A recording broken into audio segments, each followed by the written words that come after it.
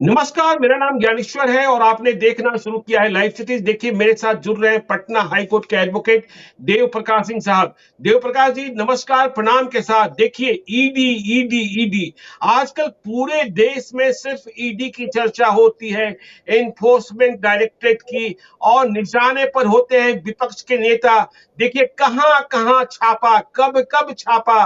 और बिहार में ही देख लीजिए, तेजस्वी यादव निशाने पर हैं, लालू यादव निशाने पर हैं, झारखंड में हेमंत सोरेन निशाने पर हैं, दिल्ली में अरविंद केजरीवाल निशाने पर हैं, महाराष्ट्र में शरद पवार की फैमिली निशाने पर है, और ईडी। लेकिन अब तो ये क्या, तमिलनाडु में ईडी के दफ्तर पर ही छापा पड़ गया, और तमिलनाडु की सरकार ने ईडी के दफ्तर पर छापेमारी की, सर्च ऑपरेशन किया, और ईडी के एक प्राधिकारी, जांच प्राधिकारी अंकित तिवारी, उन्हें रिश्वत लेते गिरफ्तार कर लिया गया। अब ईडी वाले परेशान हैं, जो दूसरे को परेशान कर रहे थे। विपक्ष आरोप करता है कि उन्हें भ्रष्टाचार सिर्फ विपक्ष के प्रदेशों में ही दिखाई पड़ता है, जहां बीजेपी की सरकार है वहां बिल्कुल नहीं दिखाई पड़ता है। तो ईडी, जिनके दफ्तर में तमिलनाडु में छापा पड़ा, जिनके प्राधिकारी को रिश्वत लेते गिरफ्तार कर लिया गया, नाम अंकित तिवारी,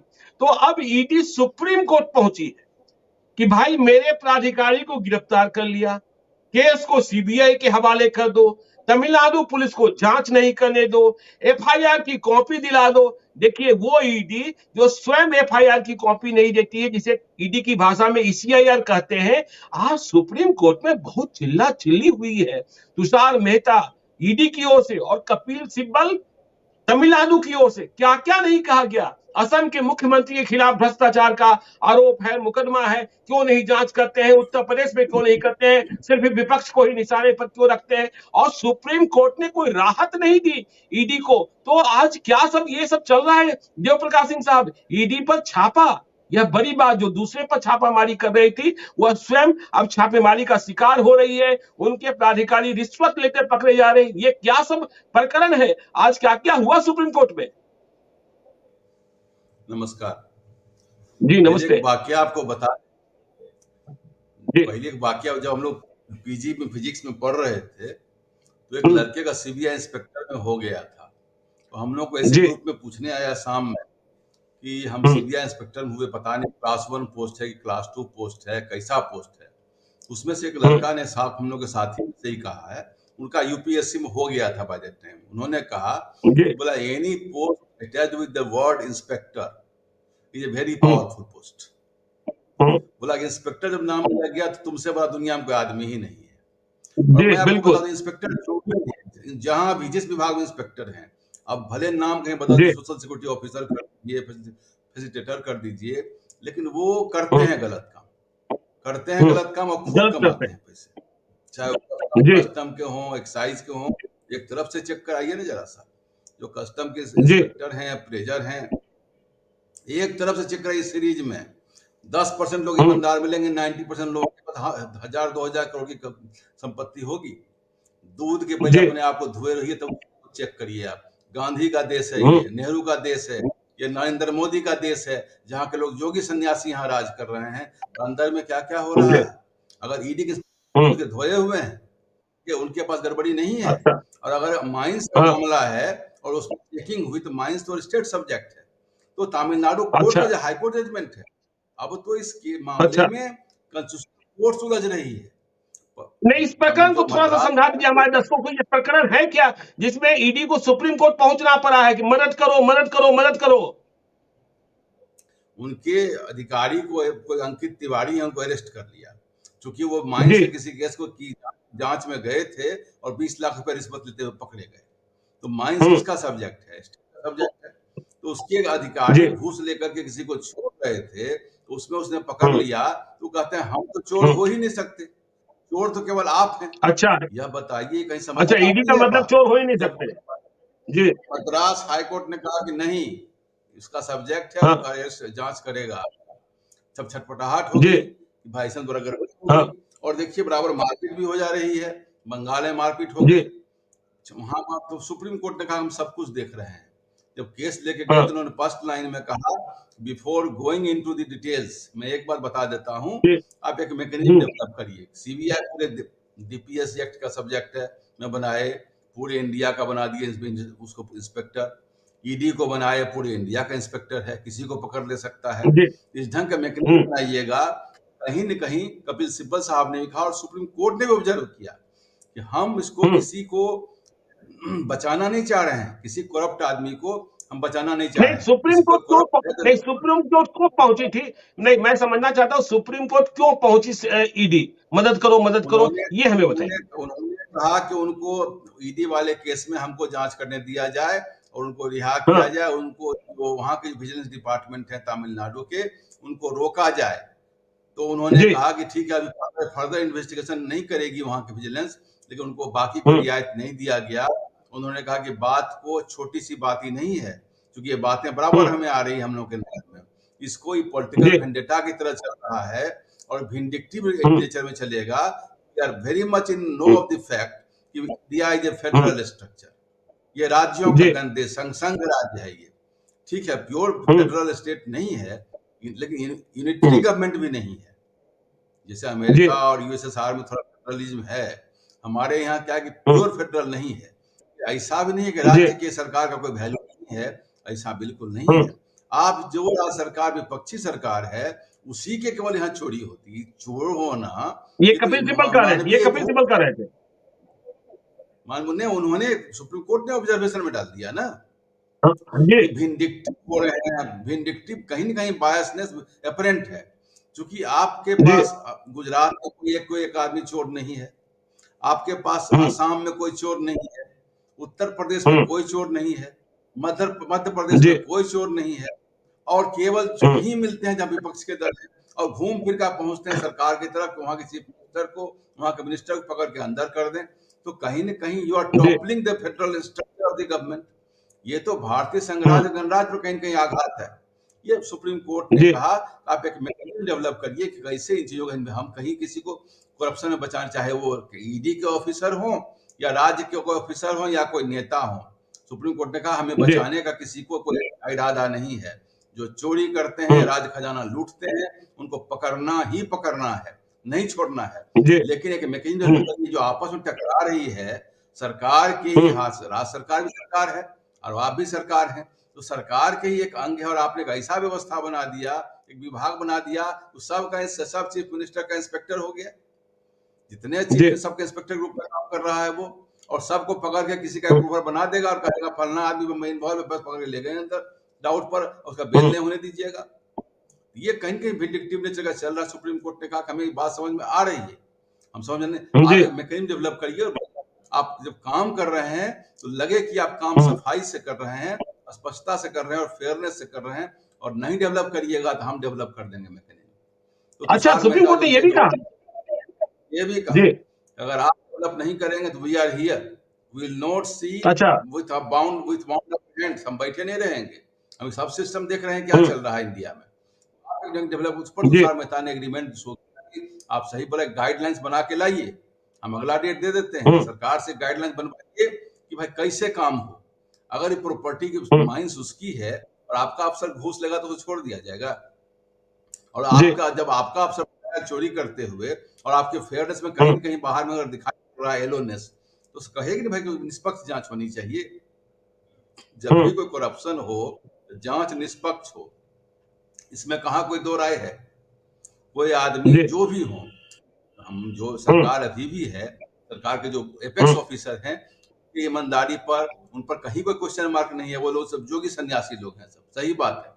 वो लोग ऐसे हैं कि अपना गुजरात सरकार को देके चले आए जब वो आए थे। तो सवाल यह उठ रहा है कि ऐसा क्यों कि भाई जितने लोग विपक्ष में हैं उन्हीं के ऊपर इन्वेस्टिगेशन क्यों हो।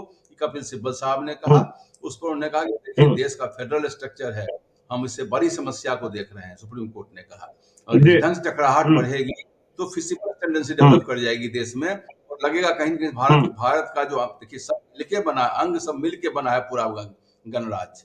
ये संघों का संघ राज्यों का देश है, और इस ढंग से अगर होना शुरू हो गया तो कहीं कहीं फेडरल स्ट्रक्चर पर चोट हो जाएगा। एक मैकेनिज्म बनाइए, आप भी फेयरली काम करिए, वो भी फेयरली काम करें, और किसी करप्ट को बख्शे न जाए। लेकिन विंडिक्टिव मतलब बदले की भावना से काम ना हो, ये उन्होंने कहा। चलिए, बदले की भावना से काम ना हो, लेकिन आप हमें ये बताइए कि जो अर्जी लेकर ईडी पहुंचा था सुप्रीम कोर्ट कि हमारे व्यक्ति को बचा लो, हमें जांच का जिम्मा दे दो, सीबीआई को दे दो, तो क्या कोई राहत मिली? सुप्रीम कोर्ट ने कहा कि हाँ, हम कर्नाटक तमिलनाडु सरकार की मार से बचा देंगे, या फिर एफआईआर भी नहीं दिया जा रहा है? देखिए, खुद ईडी एफआईआर नहीं देती है, सीआईआर नहीं देती है, इसमें क्या मसला फंसा हुआ है जयप्रकाश सिंह साहब?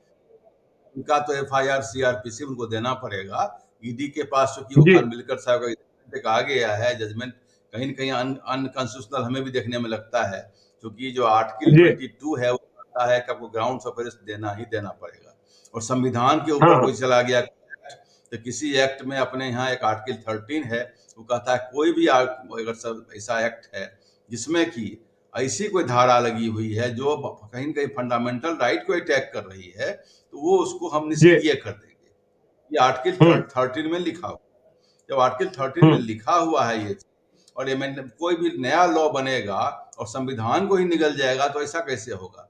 आर्टिकल 22 में यहाँ तक कि मोरारजी भाई देसाई की सरकार में कहा गया कि अगर देश में इमरजेंसी भी लगेगा तो आर्टिकल 21, आर्टिकल 20, आर्टिकल 22 पर कोई सीजर नहीं हो सकता है।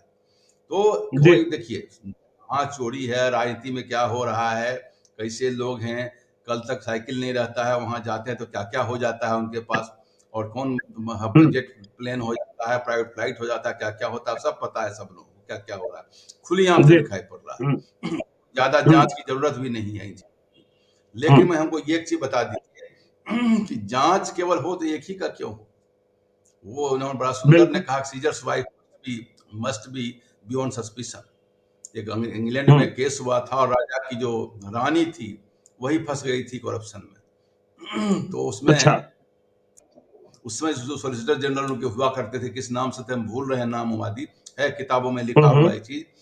उनको कहा गया कि भाई क्या राय दिया जाएगा इसमें, क्योंकि राजा की जो महारानी है वही जो है सो क्या नाम फंसी हुई है इसमें। तो उन्होंने कहा कि भाई इसमें तो अगर जांच की बात होगी तो उनकी वाइफ तो फंसी हुई है ब्राइबरी केस में। तो अल्टीमेटली जो वकील होते हैं, अधिवक्ता, हम लोग तो पैसा लेकर काम करते हैं ना, तो वकील चाहता है, तो राजा को उन्होंने कहा कि सो इसको मत, इनके ऊपर जांच नहीं होनी चाहिए, रानी है, रानी किसी भी जांच से एवं रखा जाए। तो राजा वहां पर थोड़ा सा थे ज्यादा स्पष्ट, या उनको पत्नी से नहीं पटरी खाता होगा, उन्होंने कहा कि नहीं, जांच तो होनी चाहिए, पत्नी हमारी है, उससे कि अगर घूस ली है तो जांच होनी चाहिए। उस पर उन्होंने कहा, जो उनके अधिवक्ता थे या जो उनके कानूनी सलाहकार थे, उन्होंने कहा कि अगर रानी को आप अरेस्ट करेंगे और करप्शन में डालेंगे तो राज आपका टूट जाएगा। आप चूंकि रानी का फॉलोवर बहुत है और रानी का भी अपना सपोर्ट है सरकार, अगर उनके पर एक्शन होगा तो आपका गवर्नमेंट टूट जाएगा। तो राजा ने कहा सो कुछ भी हो, लेकिन रानी को करिए, रानी पर अगर चार्ज बनता है तो कोई अरेस्ट भी करिए। और क्वीन को अरेस्ट किया गया, राजा का राज सही मायने में टूट गया, बलवा हो गया राज्य में, वो अलग बात है। उसी पर कहा सीजर्स वाइफ मस्ट बी, जो महाराजा की महारानी हो वो सस्पिशन के दौर से ऊपर हो, ये कानून का एपेक्स है। तो ईडी अगर मान लीजिए महारानी है अभी, तो क्या वो किसी जांच से ऊपर हैं? देश के कानून से ऊपर यहाँ कोई व्यक्ति नहीं है। अगर किसी ने 20 लाख चोरी की और इस बात सही है तो उनका जांच होना चाहिए। जांच कोई करे, क्यों दिक्कत हो रही है? दूसरे को तो पकड़ते फिरते हैं घरे घर। तो आज सुप्रीम कोर्ट में तुषार मेहता बना, जयप्रकाश सिंह साहब, आज सुप्रीम कोर्ट में तुषार मेहता बनाम कपिल सिब्बल ने इतने सारे आरोप लगा दिए, तुषार मेहता को भी जवाब देना पड़ा, ये पॉलिटिकल बातें कर रहे हैं, ये कर रहे हैं। क्या सब हुआ, वहां क्या सुना गया? देखिए, वहां थोड़ा हॉट एक्सचेंज हुआ है, तो रोज कोर्ट में होता है। कौन सी बड़ी, हम लोग लड़ते ही रहते हैं, बाहर में बैठ के चाय भी पीते रहते हैं, इसलिए हम लोग के लड़ने का कोई महत्व नहीं होता है। हम लोग तो भाई किसी जब वकील आज तुषार मेहता जाएंगे उधर, उसके बारे में बोलने लगेंगे, उसमें कौन सी बड़ी बात। हम लोग विवाद में दोनों तरफ से बोलते हैं, उसमें कोई बात नहीं है। बात यह है कि बड़ा सवाल देखा गया, जो सुप्रीम कोर्ट ने कहा कि मनी लॉन्ड्रिंग एक्ट का मतलब क्या है। दो ही मतलब ने है कि किसी ने क्राइम का पैसा कमाया और उस पैसा को वाइट कर रहा है, घुमा फिर दिखा रहा है कि जेन्युइन मीन्स से पैसा कमाया है, that is called money laundering. तो कहा कि यही में प्रेडिकेट ऑफेंस है, और एक एक वो ऑफेंस है वो जो पैसा को जो वाइट करते हैं सिस्टम को, वो उसी के that is called money laundering.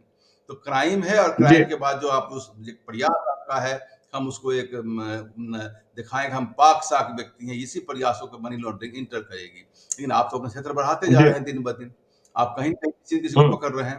पहले क्राइम तो उसको करिए, और जहां आपके लोग क्राइम में फंस गए, अब आपको हम क्या बताएं, चूंकि आपका ऑनलाइन सेशन है। मैं एक बार गया था जी बिलासपुर हाई कोर्ट, तो वहां वकीलों जी के पास सबके पास मर्सिडीज और ऑडी गाड़ी थी। तो मैंने कहा अच्छा हमारे पटना हाई कोर्ट में तो ऑडी और गिनने पर कहीं मिलेगा वकीलों के पास में। तो हमने वहाँ, और बिहार के वकील एक थे तो बहुत 40-45 साल के थे। मैंने कहा कि भाई यहाँ क्या फी ज्यादा है, यहाँ के लोग बहुत जी अमीर हैं। बोला नहीं सर, यहाँ स्कैमस्टर्स बहुत, क्योंकि छत्तीसगढ़ में माइंस बहुत अच्छा ज्यादा है। यहाँ कोई भी आदमी हम्म कोई 40-50 का ना पॉलिटिशियन है और ना उसी ढंग से छोटा हम्म होता है, इसलिए हम लोग का फी भी उसी हम्म मिलता है। तो ये बातें होती, माइंस तो है ही इस चीज का खजाना। माइंस में बिल्कुल स्कैम होते हैं, और माइंस में बड़े बड़े हम्म हैं, सारे तमाशे होते हैं, हम्म सब पैसा लिए दिए जाते हैं, और उसमें यही लोग घूमे हुए हैं, जितने इंस्पेक्टर टाइप के लोग हैं ना, यही सब तमाशा करते हम्म करवाते हैं, पूरा खेल होता है। अब ये ईडी वाले केस में बेचारे 20 लाख लेते पकड़े, हो सकता है 20 करोड़ लेते पकड़े भी गए, तो 20 लाख वहां तो सुनते करोड़ों का हम्म, खेल होता है, जहां तक हम लोग सुनवाई माई है। जो भी जी बात है, जांच हम्म अगर हो तो फेयर हो, और राजा की जो रानी है वो भी जांच के दायरे में आना चाहिए, हम्म मेरा ये कहना है। जैसे उस राजा ने कहा कि नहीं राज ठीक है हमारा आपका रहे ये कि कहना जाए, है अगर हमारी महारानी ने चोरी जी किया तो उसको पकड़ो और जेल में बंद करो।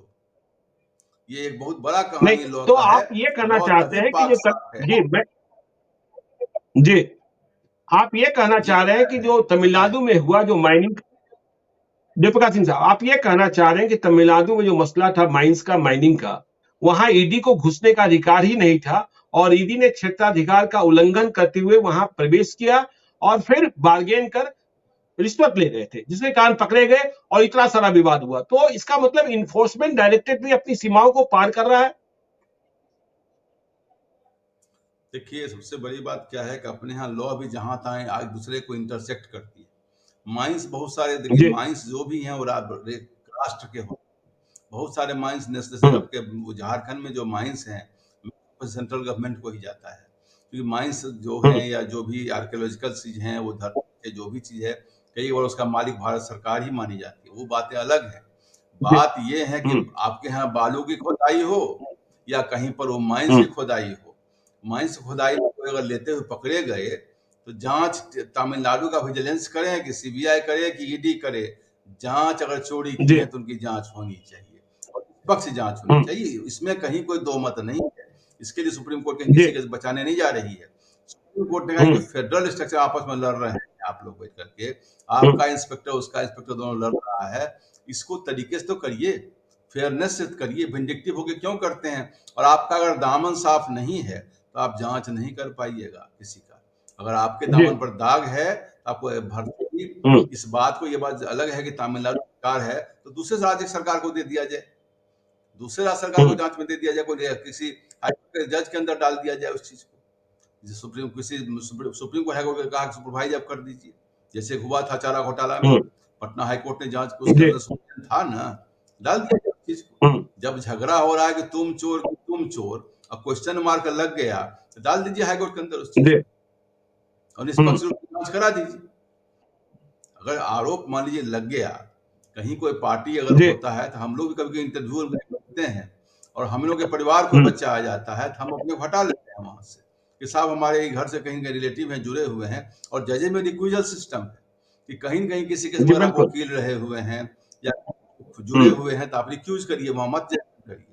तो देखिए, ये जितना निष्पक्ष हो, जितना फेयर हो, उतना देश का कल्याण होगा। स्कैम है, स्कैम में चोरियां होती हैं, जिनके पास ऑथोरिटी है, power corrupts man, absolute power corrupts absolutely. ये ग्रामर तो है इसका पॉलिटिक्स। मतलब देखिए तमिलनाडु जी इसका सवाल मतलब देवप्रकाश जी देवप्रकाश जी इसका मतलब तो ये हुआ कि जो तमिलनाडु में स्टालिन की सरकार है, गैर भाजपा सरकार है और वहां ईडी से पहले ही तनातनी चल रही है, तो स्टालिन सरकार ने अब ईडी का भी पीछा करना शुरू कर दिया है और ईडी वाले जहां गड़बड़ कर रहे हैं उन्हें भी पकड़ा जा रहा है, मतलब सीधी लड़ाई ईडी वर्सेस तमिलनाडु। तो ये ट्रेंड तो दूसरे प्रदेशों में, जहां ईडी सुप्रीम कोर्ट विपक्ष के नेताओं का पीछा जी विपक्ष के नेताओं का पीछा कर रही है, इस ट्रेंड की शुरुआत तो वहां भी हो सकती है। देखिए, बंगाल की घटनाओं से भी परिचित होंगे। बंगाल में भी ईडी ऑफिसर्स को अटैक हो गया, ये भी आप परिचित होंगे इन चीजों से। और जगह भी होंगे या हो रहे हैं। तो ऐसे हालात में तो एक मैकेनिज्म जो सुप्रीम कोर्ट ने डेवलप करिए और ऐसा करिए कि जैसे कि हम लोग पुलिस में लिखा हुआ है ना, जब जांच करने जाइए, मान लीजिए कि हमारे पास में आर्म है और आप हमको जांच करने आइए, तो पहले आपका जांच होना चाहिए कि अपने हाथ में तो आर्म रखे हुए हैं, अपना हाथ आर्म लेके मेरे रख दीजिएगा, ये देखिए पकड़ा गया इनको। क्या और सिनेमा हम देखते हैं ना कि जेवर लिए रहता है, क्या नीचे रख करके कहेगा देखिए जेवर लिए पकड़ा गया, बहुत सिनेमा पिक्चर में देखे होंगे आप। तो आपके लिखा सीआरपीसी में लिखा हुआ है, किसी की जांच से पहले अपनी जांच आप करा लीजिए। तो मैं बार बार इस बात को कह रहा हूं, teachers wife must be above suspicion. ED अगर जांच करती है तो अपने को निष्पक्ष रखे। अगर कोई ऑफिसर XYZ जो भी हैं, अगर उनके ऊपर आरोप है तो खुद उसकी जांच न करे। जज ऑफ हिज ओन कॉज। कोई व्यक्ति अपना जज अपने नहीं हो सकता। अगर उनके ऊपर आरोप है तो आप वो कैसे जांच करेंगे? जब ईडी के ऑफिसर के ऊपर जांच है, उसकी ईडी जांच कैसे करेगी?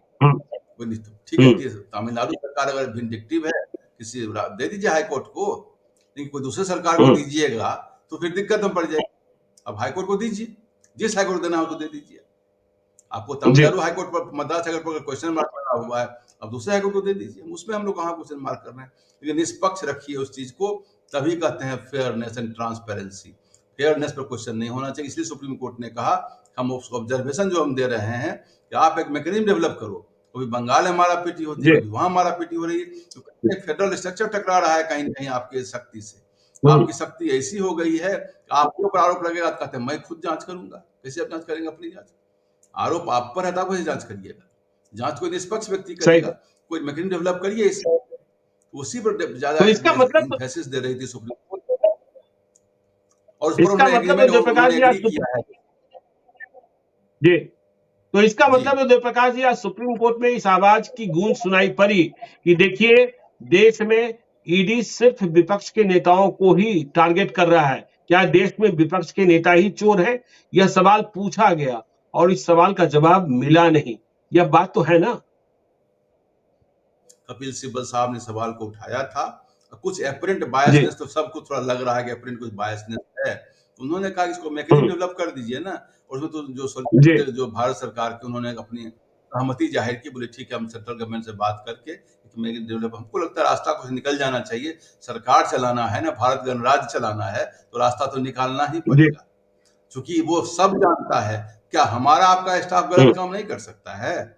अगर हमारा स्टाफ गलत काम करता है तो क्या उसको हम नहीं पकड़ेंगे? तो अगर तब आपका स्टाफ गलती पकड़े जाए, आप कहेंगे मैं भी जांच करूंगा, होगा? मगर बगल किसी ऑफिस से आपका स्टाफ गलती करते हुए पकड़ा जाए, कोई घटना घट जाए, तो फिर आप जो जांच कैसे करिएगा? वो जांच कैसे? तब तीसरा आदमी जांच करेगा ना।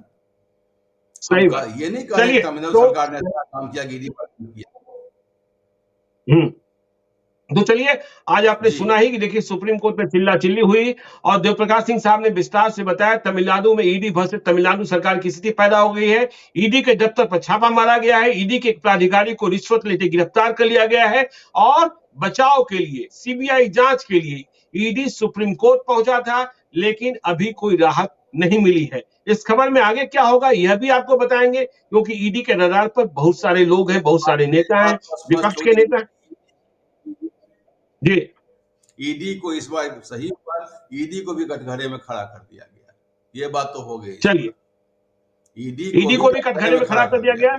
हाँ, तो इस चर्चा को हम आगे भी बढ़ाएंगे जब इससे जुड़ी और भी खबर आएगी। तो आप देखते रहिए लाइव सिटीज को। यदि अब तक आपने हमारे यूट्यूब चैनल लाइव सिटी को सब्सक्राइब नहीं किया है, जरूर कर लीजिएगा। और यदि इस वीडियो को फेसबुक पेज के माध्यम से देखें तो पेज को लाइक कीजिएगा, ट्विटर पर भी हमें फॉलो कीजिए। धन्यवाद।